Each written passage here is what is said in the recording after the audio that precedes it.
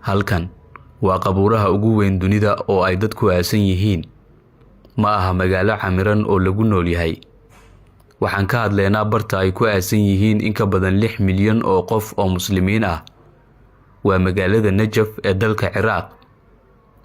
Marka aad soo booqanayso, ma awoodid inaad lug ku gaarto qabriga aad rabto. Waxaad u baahan tahay inaad gaari ku dhex qaadato xabaalaha gudahooda. In ka badan 9 kiiloomitir ayuu ku fadhiyaa xabaalahan. Waxaadna u malaynaysaa inaad dhex joogto magaalo camiran sida loo dhisay kaliya. Sidoo kale, halkan waxaa la aaminsan yahay inay xadaaradii Islaamku ku aasan tahay.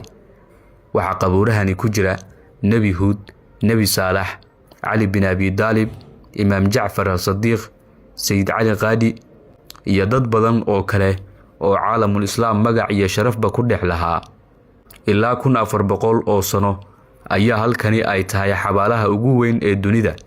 Inkasta oo markii dambe ay dadka ku magacaabaan qabuuraha Shiicada. Si kastaba ha ahaatee, dhismaha qabuurahan waa kuwa loo naqshadeeyay si qurux badan. Marka aad oogada ka eegto waxaad u malayn kartaa magaalo camiran oo la mid ah goobaha dadweynaha ay ku nool yihiin oo kale. Inta badan qabriyada halkan ku yaal waa kuwa dhisan kor ka daahan, isla markaana leh naqshado ama boorar lagu garto. Mararka aad dhex joogto ama aad dhex socoto xabaalaha Wadi Salaam ee magaalada Najaf ee dalka Ciraaq, waa adigii oo dhex socda guryo la degan yahay oo kale. Dhismaha qabuurahan dood badan ayaa ka taagan caalamka Islaamka, taasoo ay isku maandhaafeen culimada iyo aqoon-yahanada. Marka aan ka hadlayno Soomaaliya, kala qaybsanaanta firqooyin ayaa sababtay in sidaasi oo kale ay ugu kala aragti duwanaadaan dhismaha qabuuraha. Culumaa Suufiya waxay aaminsan yihiin in la dhiso qabriga isla markaana darbi lagu wareejin karo xeyndaabkiisa, halka qolada kale ay aaminsan yihiin in aan marnaba la dhisin. Laakiin haddii aan dib u eegno aayaadka iyo axaadiista, waxaan arkaynaa farqigu inuu yahay wax aad u yar.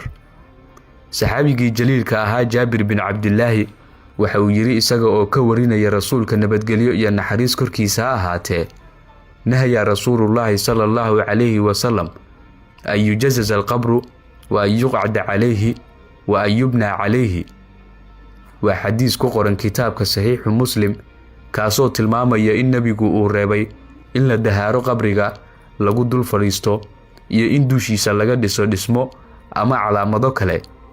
Sidaasi darteed, culimadu waxay u fasiraan in dhagax yar lagu dhiso qabriga si loo calaamadiyo oo kaliya, oo aanan loo dhisin si xad dhaaf ah. Marka aad eegto qabuuraha muslimiinta ee ugu weyn dunida ee ku yaala magaalada Najaf ee dalka Ciraaq, waxa kuu muuqanaya in ay meel ku wada yaalaan qabri dhisan, mid si heer sare ah loo qurxiyay iyo kuwa aan dhisnaynba. Bal adigu aragtidaada hoos nagula wadaag, muuqaalkana laag saar oo sii share gare.